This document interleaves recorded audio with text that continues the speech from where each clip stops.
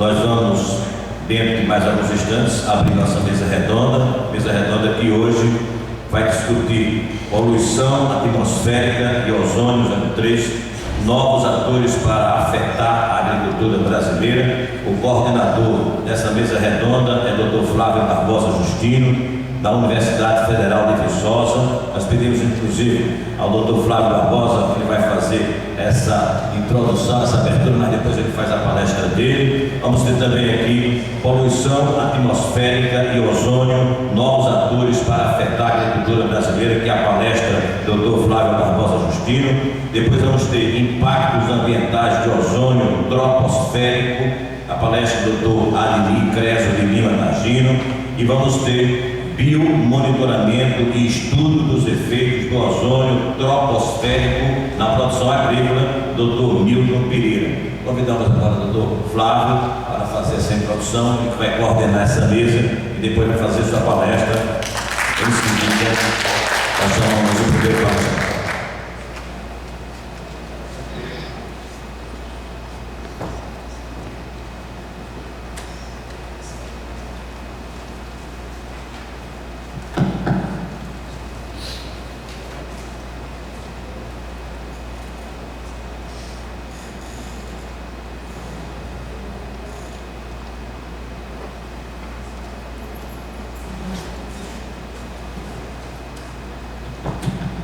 Muito bom dia a todos. E eu sei que é difícil acordar na quinta-feira às 8, 7h30, né, para estar aqui para ouvir uma palestra sobre ozônio, uma coisa que, embora na sociedade seja bastante corriqueira ouvirmos, né, poluição atmosférica, ozônio, geralmente nas grandes cidades tem esse impacto do ozônio muito mais relacionado à saúde humana, né? Mas uma coisa que chama bastante atenção é que boa parte dos maiores produtores de cereais do mundo, por exemplo, como Índia e China, eles são afetados diariamente pelas altas concentrações de ozônio. Embora o ozônio tenha um papel fundamental na preservação dos grãos, ele tem um efeito nocivo quando as culturas agrícolas estão expostas por um longo período, né, ao ozônio. E essa mesa redonda surge de um projeto desenvolvido entre um consórcio de alguns países, aqui a Noruega, Inglaterra, Índia, Paquistão, Brasil, Nepal, que são basicamente os países, né, grandes produtores de cereais, principalmente no sul da Ásia, e o Brasil, que embora não se conheça de uma forma mais acentuada o efeito do ozônio na produção agrícola, é um dos maiores produtores mundiais de ozônio devido à sua relação com as queimadas, né, as emissões de compostos voláteis, e dentre eles, por exemplo, o NOx. Então, a partir daí surge a necessidade de se ter um melhor entendimento dessas questões relacionadas ao aumento do ozônio e a produtividade agrícola. A nossa mesa redonda ela vai ser basicamente dividida em 3 temas. O primeiro tema, o Dr. Tagino, professor da Universidade Tecnológica do Paraná, ele vai nos dar um overview daquilo que é a poluição atmosférica, quais são os impactos mais gerais da poluição atmosférica e do ozônio, não só na produtividade agrícola, mas em outros setores da economia e da sociedade. Depois eu entro um pouco mais na questão da composição atmosférica e sua relação direta com o ozônio, e o Dr. Milton vai trazer para a gente alguns resultados de experimentos produzidos em câmaras de topo aberto, que nós produzimos em Viçosa, que fazem parte desse projeto aí, e onde a gente percebe claramente que o efeito do ozônio ele é bastante devastador na produtividade agrícola e na arquitetura das plantas, né? Então a gente gostaria de convidar o Dr. Tagino, o professor Tagino, para que iniciasse a nossa mesa. Muito obrigado. Então, vamos ouvir a palestra do Dr. Ademir Creso de Lima Tagino, possui mestrado em Meteorologia pela Universidade de São Paulo, mestrado em Física da Atmosfera pela Stockholm University da Suécia, 2002, e doutorado em Ciências Atmosféricas e Oceanografia pela Stockholm University. Atualmente é professor adjunto 4 do curso de graduação em Engenharia Ambiental e do mestrado acadêmico em Engenharia Ambiental da Universidade Tecnológica Federal do Paraná, campus Londrina. e do Programa de Pós-Graduação em Engenharia Civil da Dalmos University. Com vocês, doutor Ademir Crespo de Lima Tagino. Estão escutando? Bom dia, pessoal. Primeiramente, obrigado pelo convite. Gostaria de agradecer a organização do evento, ter convidado a participar dessa mesa redonda.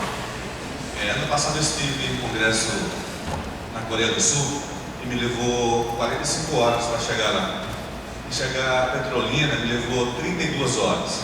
Então, eu acho que aqui levou muito mais tempo, né? Cheguei às 4 da manhã, mas estou muito grato pelo convite, por estar nesse evento. Eu, como já foi introduzido, sou da Universidade Tecnológica Federal do Paraná, campus Londrina, no norte do Paraná, e eu vou falar um pouco sobre os impactos ambientais do ozônio atmosférico e de outros poluentes comumente encontrados na atmosfera. Falar em impactos ambientais e poluentes atmosféricos é um tema bastante difícil de abordar, porque há tantas áreas que se poderia mencionar, que tornaria uma palestra extensa. No entanto, eu gostaria de começar minha palestra falando sobre um tema muito importante. Cerca de 7 milhões de pessoas morrem por ano devido à exposição ao ar contaminado. A inalação de partículas e gases aumenta o risco a doenças do coração, infarto, a derrames, e também pode levar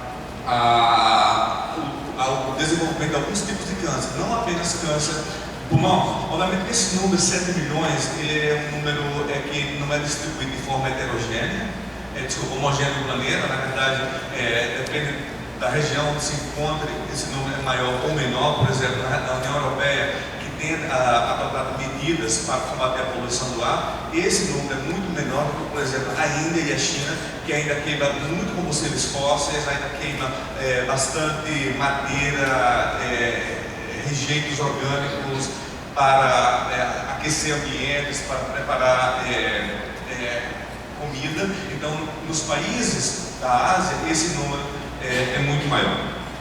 Quando a gente fala de poluição do ar, a gente tem que interessar naquele 1% da atmosfera. É uma porcentagem muito baixa. No entanto, esse 1% é composto de uma matriz altamente heterogênea, composto de gases, ozônio, CO2, os poluentes orgânicos persistentes comumente encontrados em pesticidas, os compostos orgânicos voláteis e por aí vai. É uma matriz muito ampla de compostos inorgânicos e miliorgânicos, e obviamente também não podemos deixar de falar das partículas de vários tamanhos, composição química, morfologia.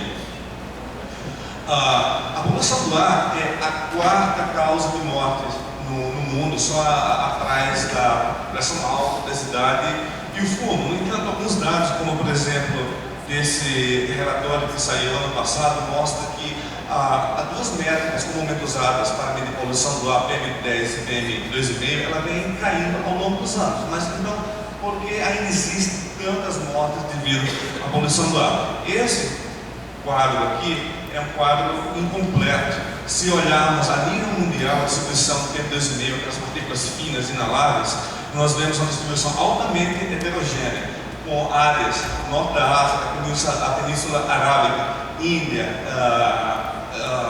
China, com valores muito altos de PM2,5. Então, nessas regiões, essas são regiões mais suscetíveis ao desenvolvimento de doenças devido à poluição ambiental. 92% da população respira ar contaminado. Esse é um resultado que saiu ano passado, gerado pela Organização Mundial da Saúde, onde está mostrado por áreas do planeta, quanto mais vermelho significa áreas onde a população está respirando ar com qualidade inferior àquela que é recomendada pela Organização Mundial da Saúde. Então, numa situação melhor está a América, mas não nós, não a América em desenvolvimento, mas sim a América do Norte, e nós estamos bem aqui. Cerca de 85% das cidades da América Latina está sujeita, ou está exposta a insalubre. Tá? E um dos grandes contaminantes que está presente cada vez mais e percebe que é difícil de se controlar suas concentrações, é o ozônio. O ozônio, ele é um dos poucos contaminantes que não é gerado diretamente por nenhum processo. Ele é um poluente secundário formado na atmosfera através da reação fotoquímica entre a radiação solar e os gases precursores, como o NOx, os VOCs e outros hidrocarbonos. Os efeitos do ozônio, ele não é só apenas na saúde humana, ele tem um efeito devastador sobre a vegetação. Ele causa dano às plantas, diminui a produtividade, afeta a estrutura das plantas, tem um efeito sobre o clima também, já que ele é um poluente climático de vida curta, e obviamente sobre a saúde humana. Então, entender a formação do ozônio e encontrar estratégias para combater suas altas concentrações tem um efeito nessas três áreas. Eu suspeito que minha apresentação está um pouco desconfigurada, já que isso aqui não estava nessa posição. Vamos ver o que acontece ao longo. Bom, essa é uma figura comumente usada nas aulas de graduação, pós-graduação. Eu só queria trazer para vocês e mostrar que quando nós falamos de danos causados pelo ozônio, nós estamos falando do ozônio que ocorre próximo à superfície, do ozônio troposférico, não do ozônio que ocorre ali perto dos 25, 30 quilômetros, que é o ozônio que faz bem ao planeta, que filtra a radiação ultravioleta. Obviamente isso é uma figura de livro, mas esse aqui é um exemplo de duas radiosondagens feitas nos Emirados Árabes, nas Ilhas Fiji. Não se vê exatamente o que os livros textos mostram, que é uma concentração relativamente baixa de ozônio próximo à superfície e um aumento de cerca de 5 ou 6 vezes ao redor dos 25 ou 30 quilômetros.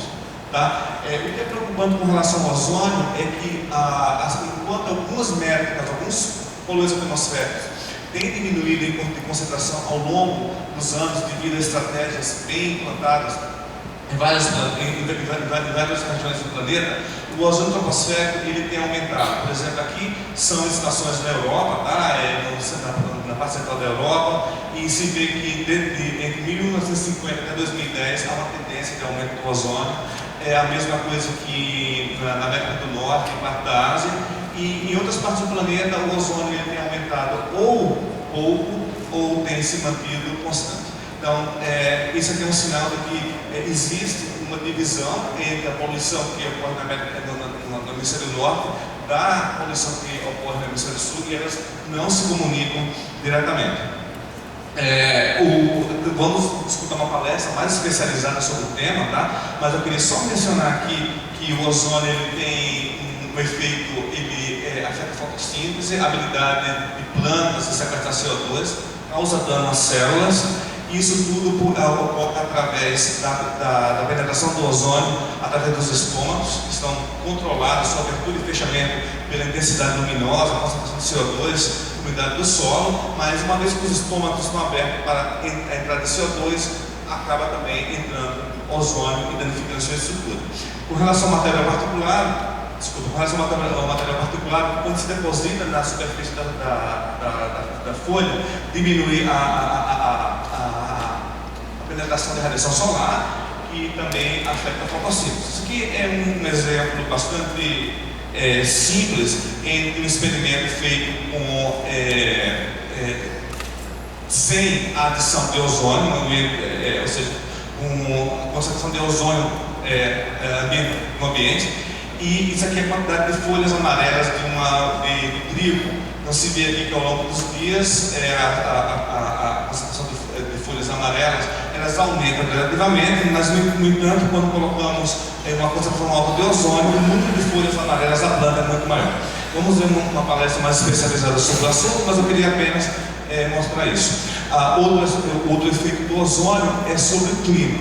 O ozônio é um poluente climático de vida curta, diferente de outros poluentes, como o CO2, que tem um tempo de vida de vários anos na atmosfera. O ozônio troposférico ele tem um tempo de vida de apenas algumas semanas. Então, seu efeito no clima tem sido estimado como sendo em torno de 10 kg por metro quadrado, e ele tem um efeito mais local e regional do que global, já que ele não tem essa capacidade de viver ou de passar muito tempo no planeta.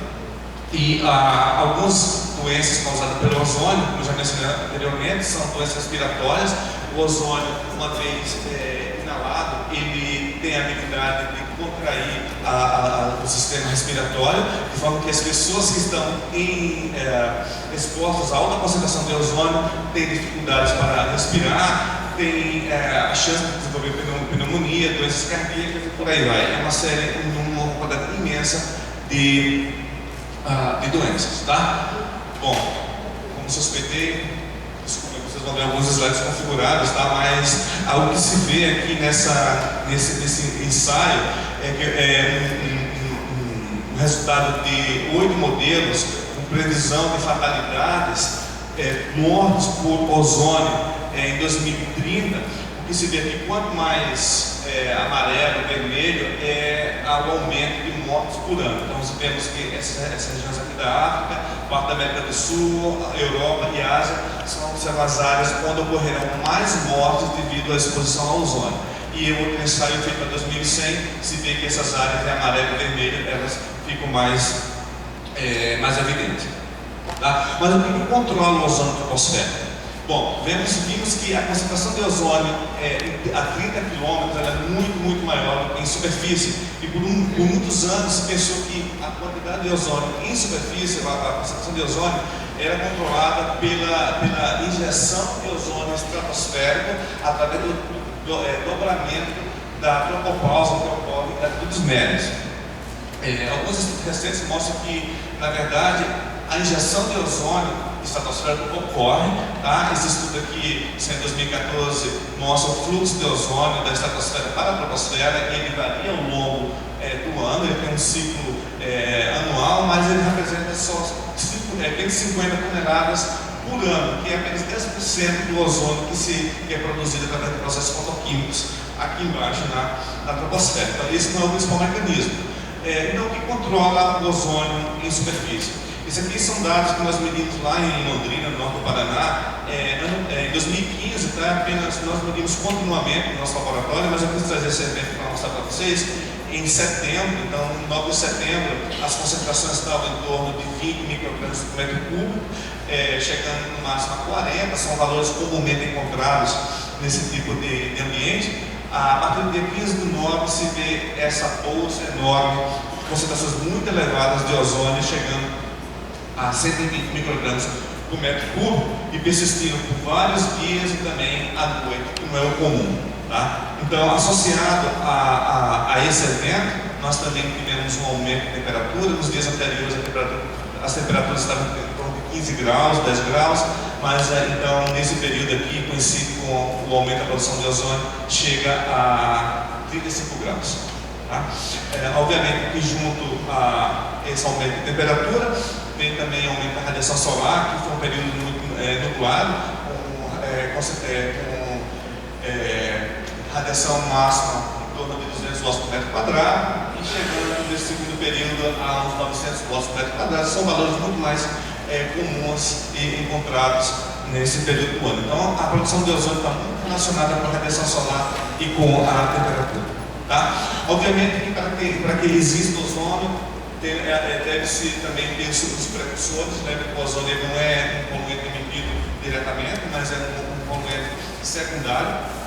Então, um dos precursores naturais são o fluoresce, tá? São os isoprentos, os monoterpenos, que não é o caso lá da região do norte do Paraná, onde estou, mas também existem os precursores antropogênicos, são o CO2, NOx, os compostos orgânicos voláteis.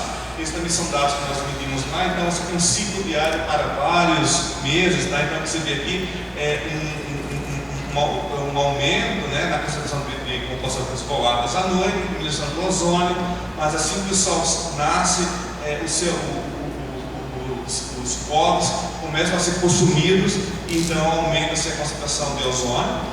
A mesma coisa acontece aqui para o NOx. O NOx, esse pico aqui é um pico, digamos, extraordinário, né, de NOx. Mas se olharmos aqui às 8, 9 da manhã, quando o sol sai, então existe o aumento do ozônio e o consumo de NOx. Então é necessário ter precursores e a Deus para falar para que isso aconteça. No entanto, o quadro é muito complexo, não é minha intenção aqui falar de todos os processos envolvidos na produção do ozônio, até porque existem processos competitivos de produção e consumo de ozônio, né? Uma das fontes do ozônio, obviamente, é o ozônio estratosférico, mas também, uma vez em contato, uma vez que existem NO2 e NO, que são compostos emitidos pela combustão, tanto combustão de combustíveis fósseis como de biomassa, existe essa reação aqui que consome NO2, formando oxigênio molecular e NO, e outra vez o oxigênio molecular se combina com o atômico, se combina com o molecular para formar o ozônio. Só uma reação de produção de ozônio, mas também existe a produção e destruição, uma vez que o ozônio está formado, e se houver NO suficiente, então haverá a destruição e formação de NO2. É um mecanismo muito complexo, tá? Tem vários atores aí atuando. Um aumento de NOx não necessariamente indica uma produção de ozônio, alta produção de ozônio, e nem uma alta concentração de solventes borrados também indica uma alta produção de ozônio. Existe uma região ótima aqui em que o consumo e a destruição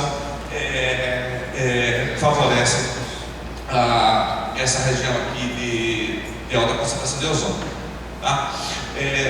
Lá no norte do Paraná, sul do estado de São Paulo, o ozônio tem um ciclo anual bastante definido. Tá? Embora a radiação seja um dos pré-requisitos para a formação do ozônio, não é no verão onde ocorre a maior produção de ozônio.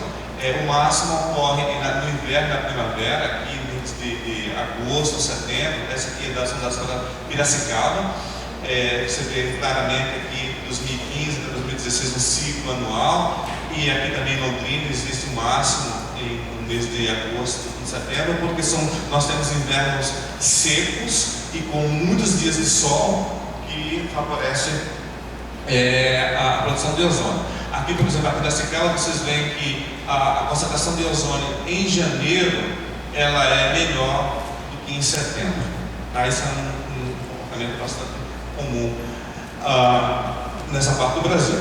Bom, o ozônio estratosférico, como eu falei anteriormente, ele tem a habilidade de se manter com outros contaminantes atmosféricos nos hemisférios. Os hemisférios, eles dificilmente se comunicam para a troca de poluentes. Obviamente isso ocorre, mas não é o principal mecanismo.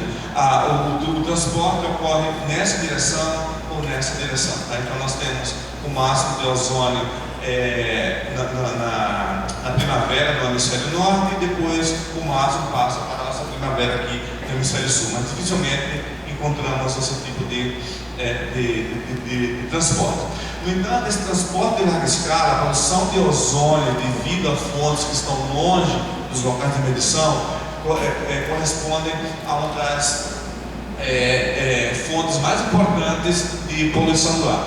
Em 2007, há 10 anos, houve um evento de queima de biomassa muito importante na Ucrânia e na Rússia. Então, o que se vê aqui são mapas de CO2. Esse cara dá para ver bem, mas quanto mais vermelho, maior a concentração de CO.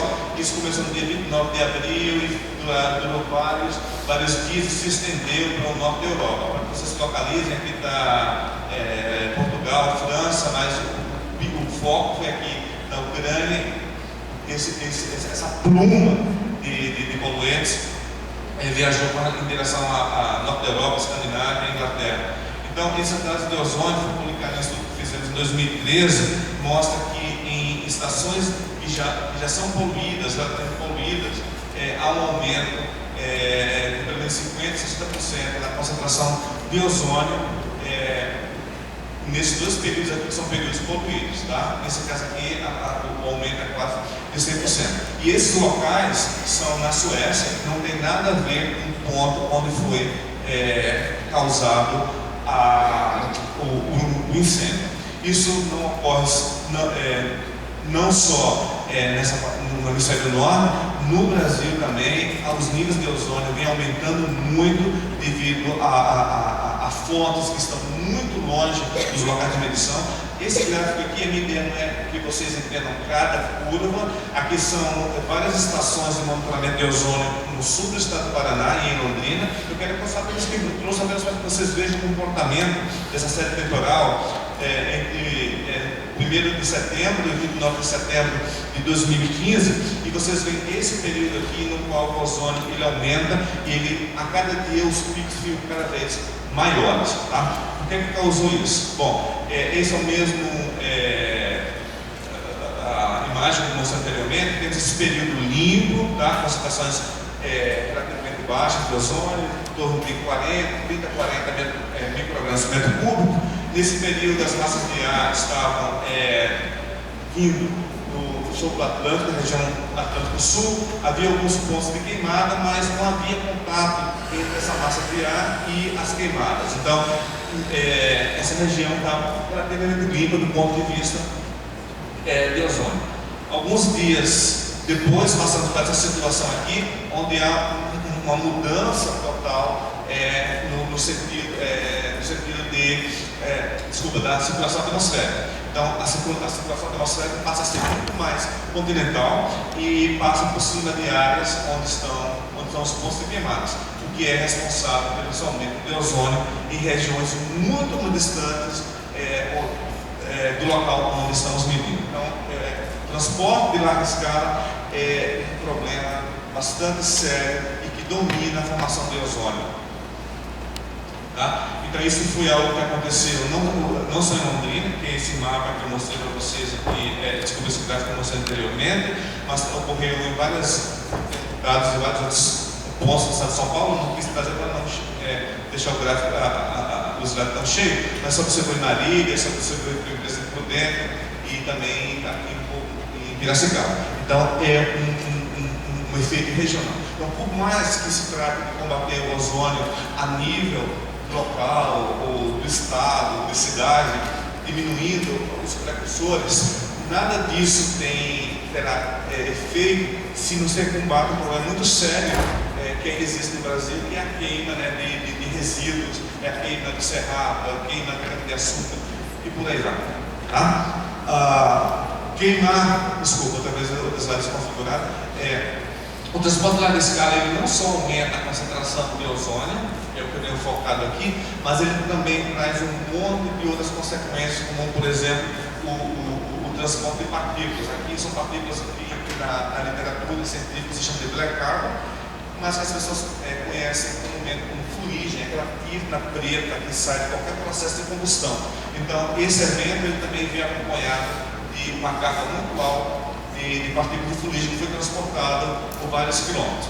Então veja bem, se você já tem uma cidade poluída, uma cidade na qual os meios de transporte já produzem, são antigos, já produzem uma quantidade elevada de poluentes atmosféricos, e além disso se agrega uma fonte externa poderosa que dura vários dias, então a consequência é que a qualidade do ar nas cidades caia cada vez mais. Eu queria direcionar o final da minha palestra mostrando o que nós temos feito lá em Londrina e em outras partes do Brasil também para medir a poluição do ar.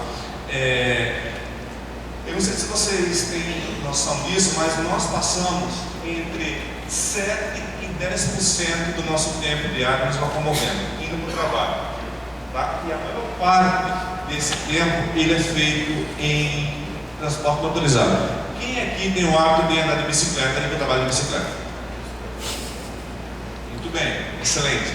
Uma minoria, muito pouca gente. Seria muito bom se nós mudássemos esse hábito. É muito difícil, por vários motivos, eu vou elencar mais tarde, mas o transporte é um período muito pouco e ele corresponde a uma dose muito alta de poluição. Então, só para mostrar um pouco do que nós fazemos no nosso grupo de pesquisa lá em Londrina, nós medimos poluição do ar em cidades que são afetadas tanto como pelo transporte de larga distância, como também por fontes locais.